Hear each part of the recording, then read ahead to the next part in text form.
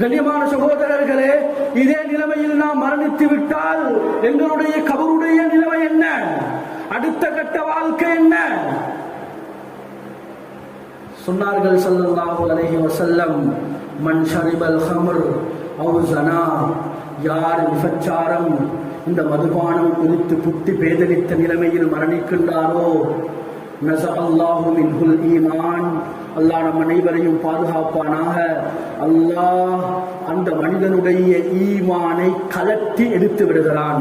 Comma யஹ்லவு அஹதுக்கும் அல் கமீஸ மின் ரஸிஹி, உங்களில் ஒருவர் தன்னுடைய ஜுப்பாவை கழுத்துக்கு மேலால் எப்படி நீங்கள் கலட்டி எடுக்கின்றீர்களோ அவ்வாறு அல்லாஹ் அந்த மனிதனுடைய அந்த வாலிபனுடைய ஈமானை கலட்டி எடுத்து விடுகிறான். எத்தனை வாலிபர்கள் போதையுடைய நிலைமையிலே மரணித்திருக்கின்றார்கள். அவளை கொண்டு போய் நாம் அடக்கிவிட்டு வந்திருக்கிறோம். அவர்களுடைய நிலைமை என்ன? முஸ்லீமாக பிறந்தார்கள், இஸ்லாமியர்களாக எங்களுடைய கலிமா சொன்ன தாய் தந்தையுடைய வயிற்றிலே பிறந்தார்கள்.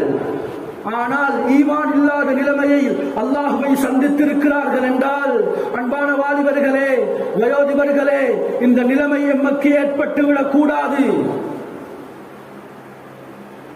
இந்த நிலைமை எங்களுடைய குடும்பத்தில் இருக்கக்கூடிய எந்த வாலிபருக்கும் ஏற்படக்கூடாது.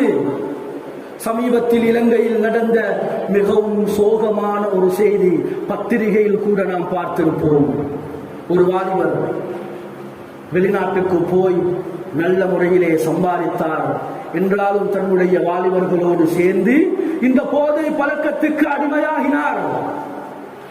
அடிமையாகி நாடு திரும்பி அங்கே பாவிக்கக்கூடிய போதை வஸ்துக்களை எல்லாம் வாங்கிக் கொண்டு இங்கு வந்து திருமணம் பேசப்பட்டது, மஹரை செய்தார்.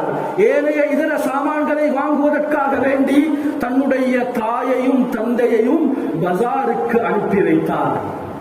அனுப்பி வைத்துவிட்டு தன்னுடைய வீட்டிலே இந்த போதை வஸ்துக்களை பாவிக்க ஆரம்பித்தார். உண்மையிலேயே அது அப்படியே அவருடைய நரம்பு நாளங்களில் போய் செமிப்பாடடையாமல் அது சிக்கி அதே நிலைமையில் அவருடைய நரம்புகள் வெடித்து அதே அறையில் வஃபாத்தாகி இருந்தார்.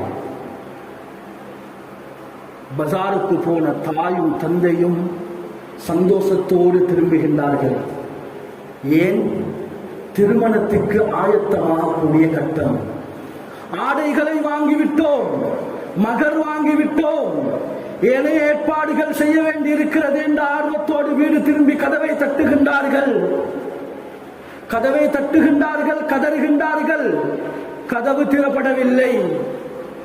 சற்று நேரத்திலே பக்கத்து அயலவர்கள் போய் வீடை உடைத்து பார்க்கக்கூடிய நேரத்திலே வாலிபர் உலகத்தை விட்டும் ஆகிரத்தை நோக்கி பயணமாகி இருக்கிறார். கண்ணியமான அல்லாஹ்வின் நல்லடியார்களே, பேரன்பு மிக்க சகோதரர்களே, எவ்வளவு பெரிய ஒரு சோகமான செய்தி! இந்த போதை வஸ்துக்கள் எங்களுடைய எத்தனையோ வாலிபர்களுடைய உயிர்களுக்கு உலை வைத்திருக்கிறது. எத்தனை குடும்பங்களை சின்ன பின்னமாக்கி இருக்கிறது. எத்தனை தலாக்குகளை இந்த போதை வஸ்துக்கள் எங்களுடைய சமூகத்திலே உண்டாக்கி இருக்கிறது. சமூக சிக்கல்களை உண்டாக்கி இருக்கிறது. கண்ணியமான சகோதரர்களே, இந்த போதை வஸ்துவில் ஒரு பொழுதும் கடுகளவேனும் நலவை எதிர்பார்க்கவே முடியாது. உமர் ரலியல்லாஹு அன்ஹு அவர்கள் சொல்கின்றார்கள், ஈயாக்கும் வல் ஹம்ர், இந்த புதிய புத்தியை பேதலிக்க வைக்கக்கூடிய இந்த மதுபானத்தை நான் எச்சரிக்கிறேன். ஏன் தெரியுமா? ஃபஇன்னஹு மத்யஅத்துன் லில் மால், பணத்தை வீணாக்கும். மத்ஹபத்துன் லில் அக்ல், புத்தியை பேதலிக்க வைக்கும். வமன்ஹகத்துன் லில் ஜஸத், உடம்பிலே பயங்கரமான நோய்களை வியாதிகளை உண்டாக்கும்.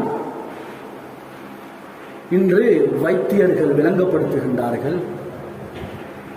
சுருக்கமாக இந்த நாம் குடிக்கக்கூடிய சிகரெட் இந்த வகைகளாக இருக்கலாம், இந்த கஞ்சா அபின் இது போன்ற வகைகளாக இருக்கலாம், நாம் பாவிக்கக்கூடிய இந்த மதுபானமாக இருக்கலாம்.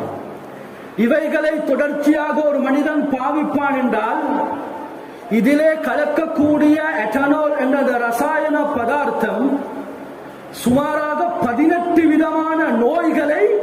எங்களுடைய உடம்பிலே உண்டாக்கித்தான் தீரும்.